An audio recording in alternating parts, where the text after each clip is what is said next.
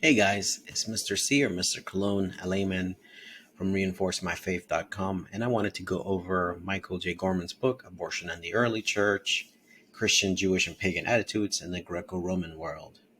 It is a helpful book, small book that demonstrates that even from its earliest inception, the Christian movement has been anti-death of innocent life, pro-life, if you will.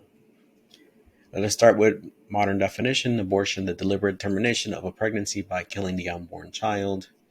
We have two quotes here from the Old Testament, book of Jeremiah. We have, "Before I formed you in the womb, I knew you, and before you were born, I consecrated you." And from Psalm 139, "My frame was not hidden from you when I was being made in secret, intricately wrought in the depths of the earth." Talking about, obviously, the moment in the mother's belly there. And from the Catechism of the Catholic Church, 97 edition, second edition, 2270. Human life must be respected and protected absolutely from the moment of conception. From the first moment of his existence, a human being must be recognized as having rights of a person, among which is the inviolable right of every innocent being to life. And we have here, turning to the book proper, writers of the first three Christian centuries laid the theological and literary foundation for all subsequent early Christian writing on abortion. He goes up to summarize his conclusions, which is the important themes that emerge. Number one, that fetus is the creation of God. Number two, that abortion is murder. And number three, that the judgment of God falls upon those guilty of abortion. From page 14, from the earliest days of ancient Greece and Rome to the time of Augustine, abortion was practiced frequently by pagans and occasionally by Jews. It seemed to have been more common among the wealthy than the poor. But the poor also aborted too, as did married and unmarried, chaste or prostitute.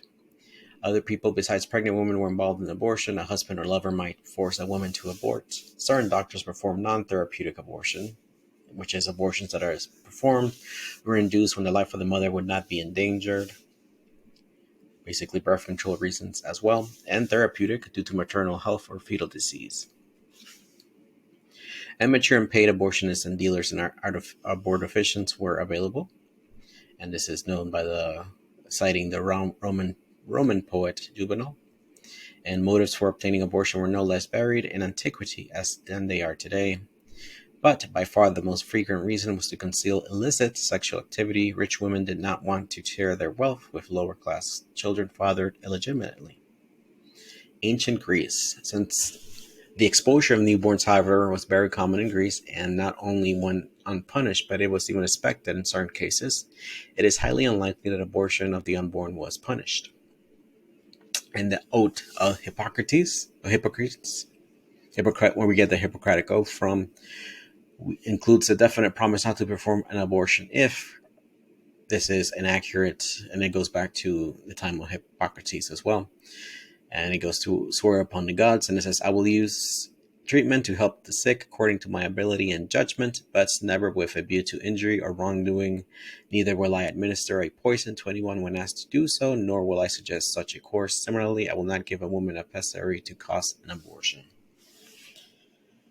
And we have here the great philosophers Plato and Aristotle, who approved of abortion due to their eugenic supremacy views. That's they're trying to build and mold the better and perfect citizen for their perspective, philosophical views. And he goes on to talk about in the Republic that Plato wanted to force or command women who conceived after the age of 40 to abort and to get rid of the child, as it had higher likelihood of either being deformed or something being off with the child that would not be as common if the woman was an earlier age. So Plato recommends both abortion and infanticide when necessary, although he believed that the fetus is a living being.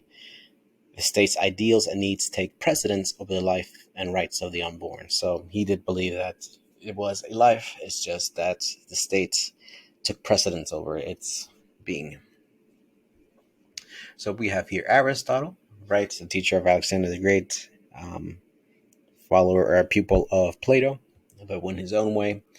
And then we have in his book on politics that the state must regulate marriage. It must regulate marital age, the number and spacing of children, physical conditions for procreation and pregnancy, and the quality of children.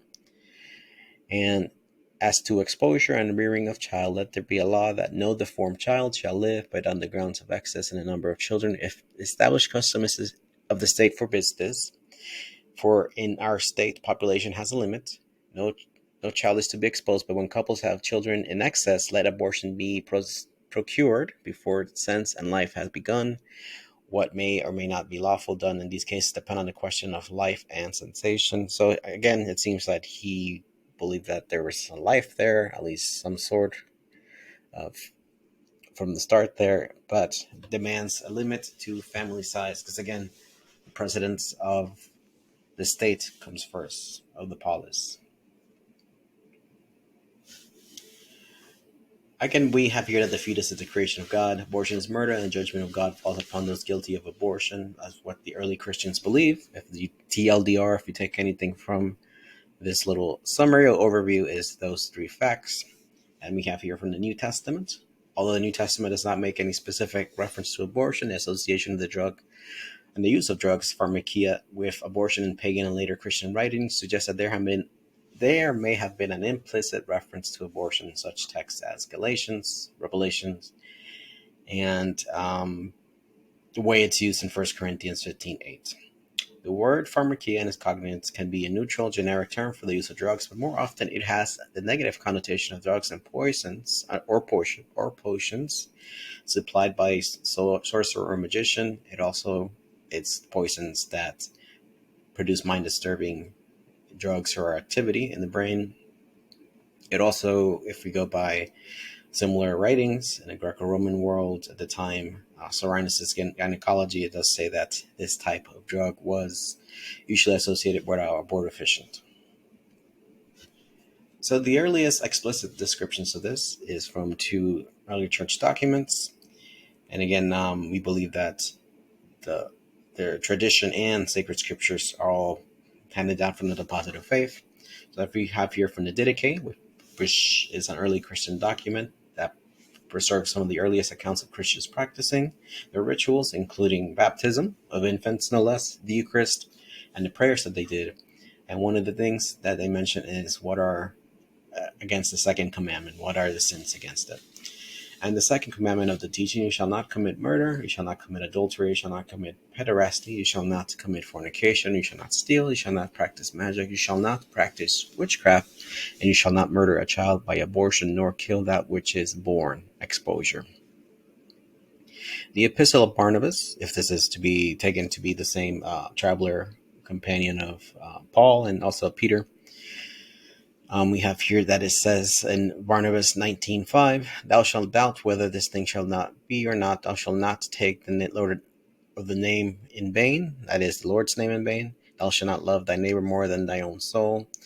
Thou shalt not murder a child by abortion, nor shalt thou kill it when it is born. Thou shalt not withhold thy hand from thy son or daughter, but from their youth thou shalt teach them to fear God. So it's a little summary in terms of what's explicit in terms of what early Christians believe in abortion. It is a great little book. It is pretty inexpensive, so I think it is a good guide. So I hope this hopefully cleared some things up and gave you a good overview of earliest Christian thoughts on this. This has been Mr. C. Seek the true, the good, and the beautiful, and God bless.